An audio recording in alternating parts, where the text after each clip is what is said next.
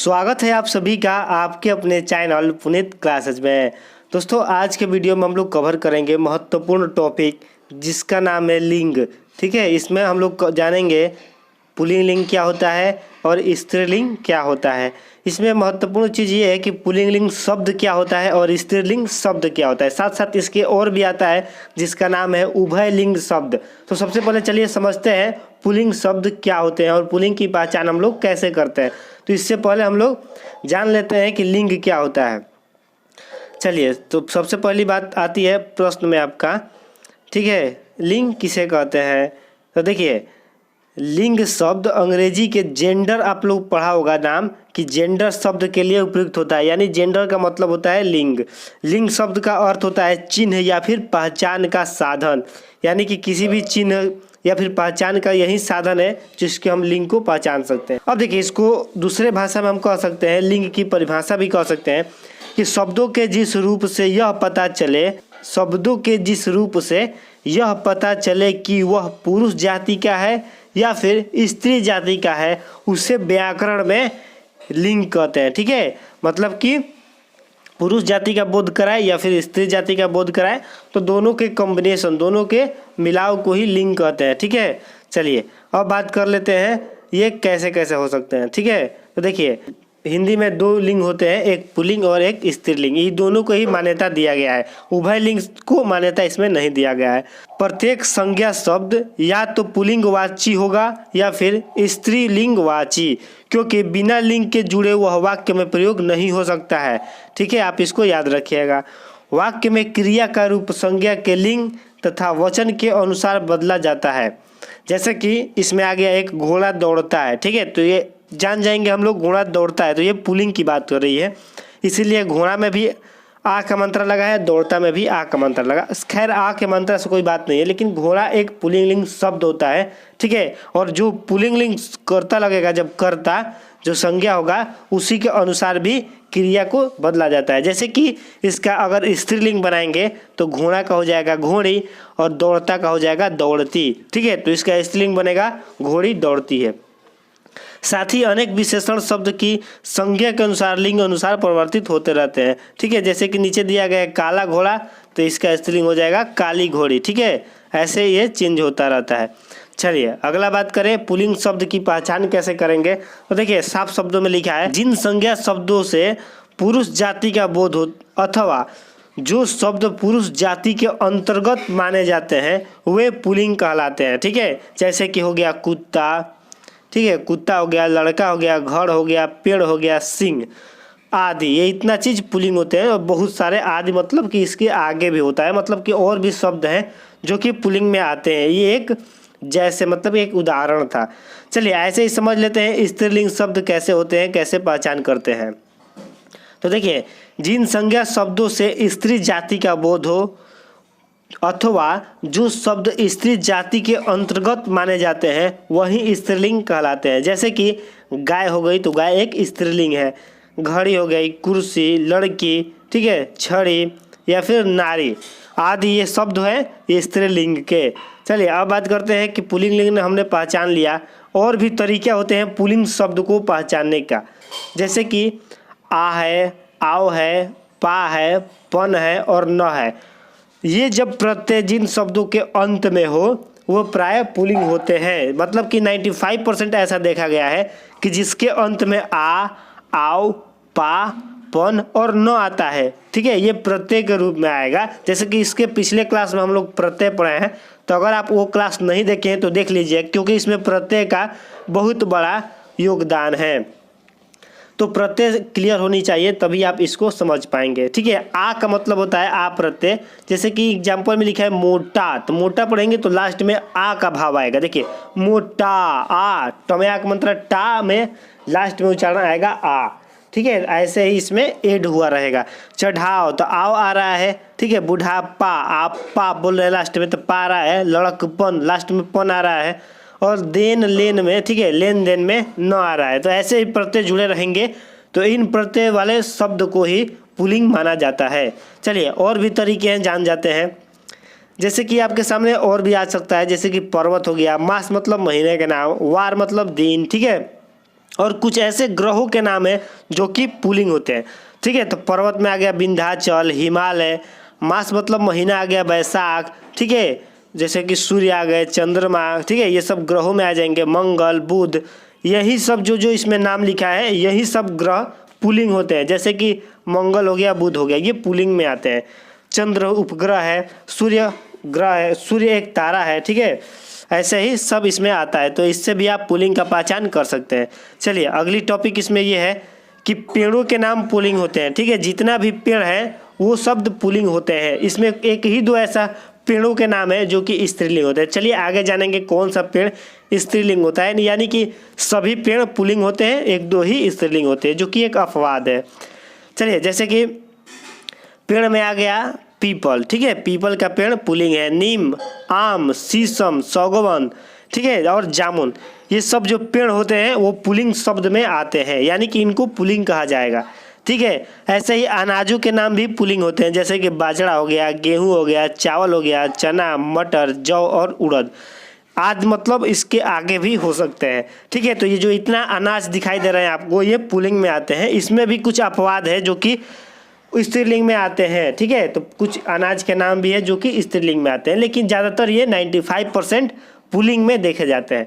चलिए ऐसे ही बात करें द्रव के नाम। ठीक है, द्रव के नाम जैसे कि पानी, तो पानी याद रखिएगा पुल्लिंग होता है, न कि स्त्रीलिंग। ठीक है, साथ साथ सोना, स्त्री सोना ज़्यादा पहनती है, लेकिन ये पुल्लिंग शब्द होता है सोना।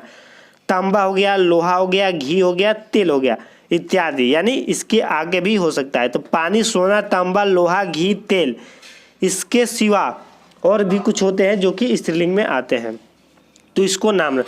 अब देखिए रत्नों के नाम भी पुल्लिंग होते हैं, जैसे कि हीरा हो गया, पन्ना हो गया, ठीक है, मूंगा हो गया, मोती हो गया, मणिक हो गया, ये शब्द पुल्लिंग होते हैं, इसको भी आप याद रखिएगा। चलिए और आगे बात करें पुल्लिंग शब्द की पहचान में, तो देह के अवयव के नाम भी पुल्लिंग होते हैं। जैसे कि इसमें आपको कुछ याद रखना है, मस्तक हो गया, ठीक है, दांत हो गया, हाथ हो गया, कान, गला, तालू, रोम, ये इत्यादि शब्द जो होते हैं वो पुल्लिंग नाम होते हैं, पुल्लिंग शब्द होते हैं।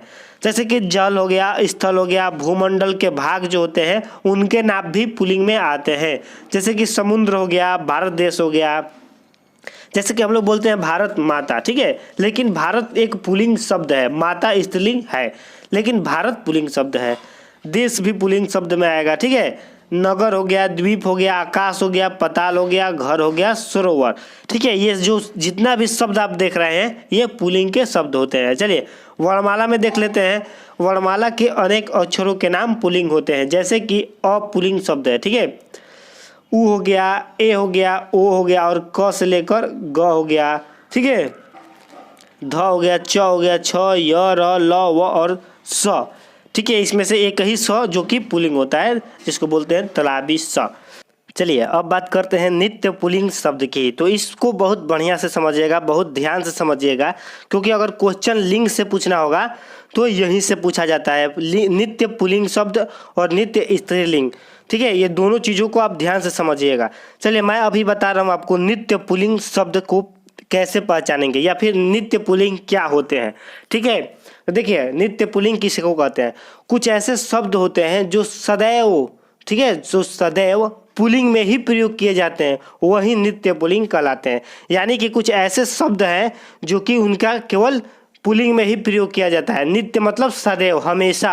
ठीक है, नित्य मतलब सदैव और हमेशा, और पुल्लिंग का मतलब होता है पुल्लिंग। जो शब्द हमेशा पुल्लिंग में प्रयोग होता है उससे ही नित्य पुल्लिंग कहते हैं। ठीक है, तो इसमें आ जाएगा आपके उदाहरण के तौर पे, जैसे कि आपको दिया गया है तोता हो गया, ठीक है, मच्छर हो गया, कौवा हो गया, बिच्छू हो गया। इसके साथ साथ और भी चीज़ें आते हैं, जैसे कि तोता हो गया, बिच्छू हो गया, ठीक है, मच्छर हो गया, कीड़ा भी आता है इसमें, चीता भी आता है। ठीक है, चीता, कौवा हो गया, खटमल हो गया।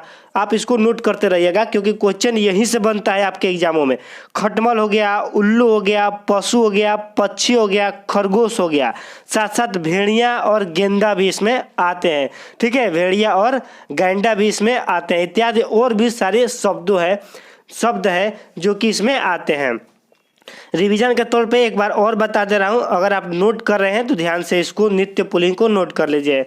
जैसे कि इसमें आएगा तोता हो गया, बिच्छू हो गया, मच्छर, कीड़ा, चीता, कौवा, खटमल, उल्लू, पशु, पक्षी, खरगोश, भेड़िया, गेंदा इत्यादि जो शब्द होते हैं वो नित्य पुल्लिंग में आते हैं। अब बात करेंगे तो इनका स्त्रीलिंग भी तो कुछ होता होगा।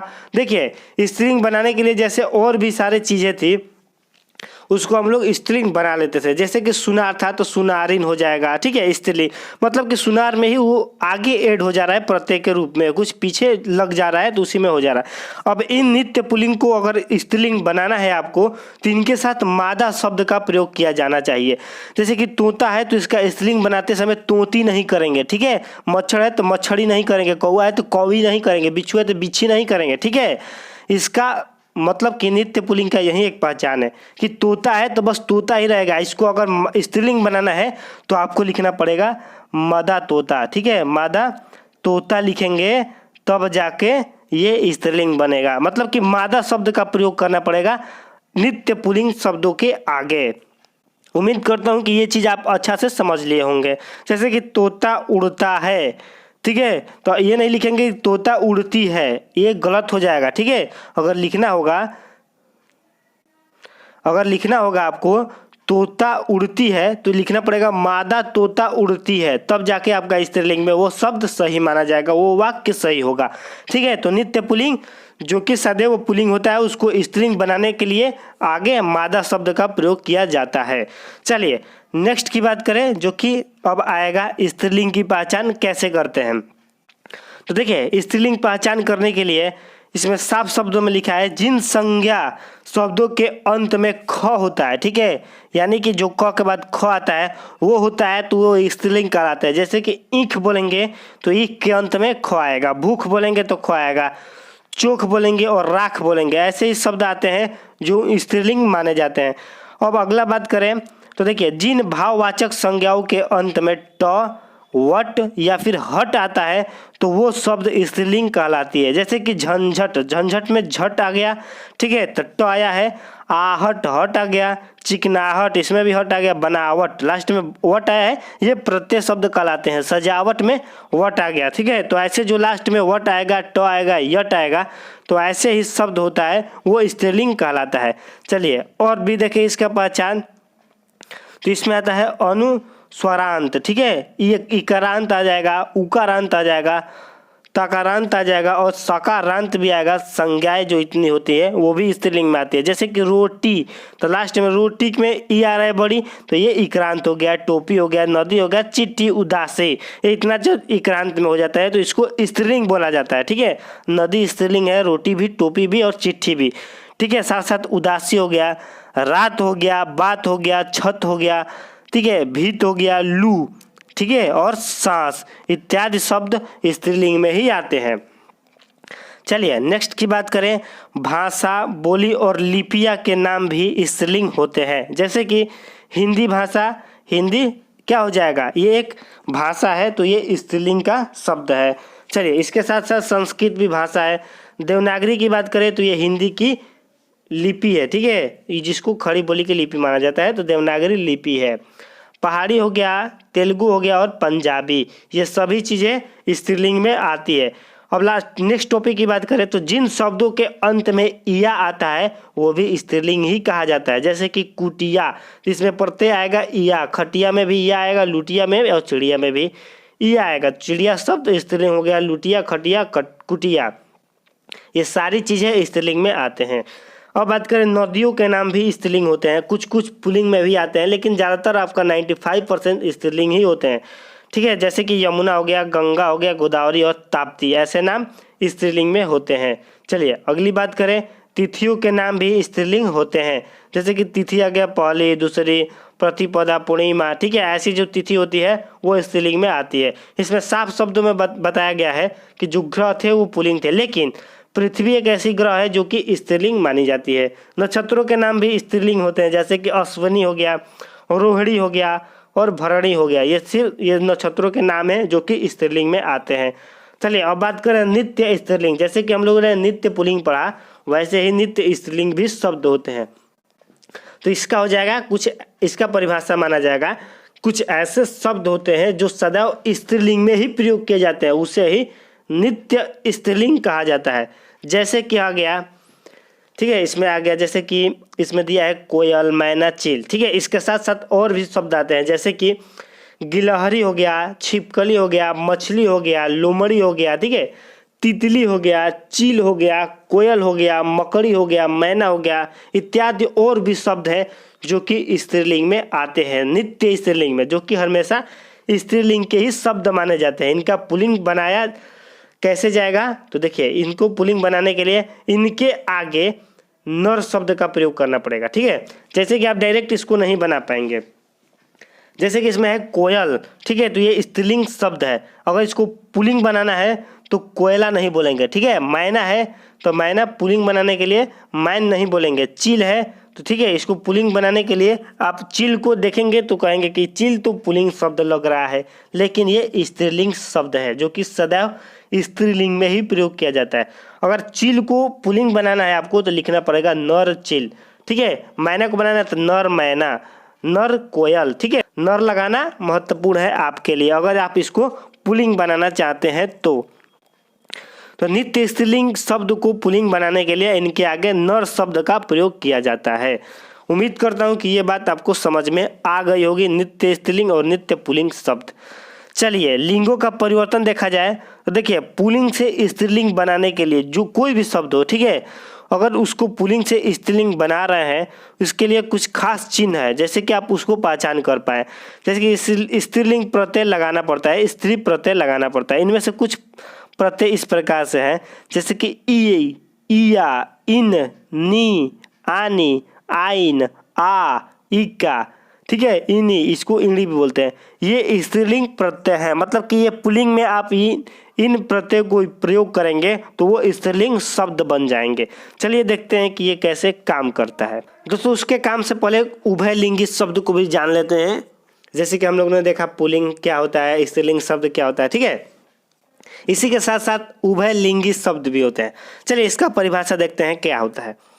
कुछ ऐसे शब्द भी होते हैं जिनका प्रयोग दोनों यानी कि स्त्रीलिंग और पुल्लिंग लिंग दोनों में हो सकता है। ठीक है। इन शब्दों में लिंग परिवर्तन नहीं होता है, यानी कि जो उभयलिंगी होते हैं वो बस एक ही होते हैं, पुल्लिंग भी होंगे स्त्रीलिंग भी हो, दोनों में से हो सकते हैं, दोनों हो सकते हैं। ठीक है। इसमें दोनों हो सकते हैं। जैसे कि प्रधानमंत्री। ठीक है। तो जो प्रधानमंत्री शब्द है तो स्त्री को भी प्रधानमंत्री ही बोला जाएगा, और जो कोई पुरुष भी प्रधानमंत्री बन रहा है तो उसको भी प्रधानमंत्री ही बोला जाएगा, चाहे वो स्त्री हो या फिर पुरुष हो। ऐसे ही मंत्री की बात करें, जैसे कि मान लीजिए कोई भी मंत्री महिला होती है तो उनको मंत्री ही बोला जाता है। ठीक है। इसीलिए इंजीनियर हो गया, डॉक्टर हो गया और मैनेजर हो गया, ये ऐसे शब्द हैं जो कि स्त्री पुल्लिंग दोनों को मिलाकर यूज किया जाता है। यानी कि स्त्री भी बने तो वही शब्द का प्रयोग होगा और पुरुष भी बने तो वही शब्द का प्रयोग होगा। जैसे कि प्रधानमंत्री पधार रहे हैं। ठीक है। तो प्रधानमंत्री पधार रहे हैं ये एक शब्द हो गया। डॉक्टर घर चली गई, इसमें साफ शब्द में आप पहचान पाएंगे, ठीक है, कि ये स्त्री है, मतलब कि डॉक्टर जो है वो स्त्री है। इसी में बोला जाता है डॉक्टर चला गया। ठीक है। तो ये लगता कि हाँ डॉक्टर एक पुल्लिंग है। ठीक है। तो इससे आप क्रिया से इसकी पहचान कर पाएंगे।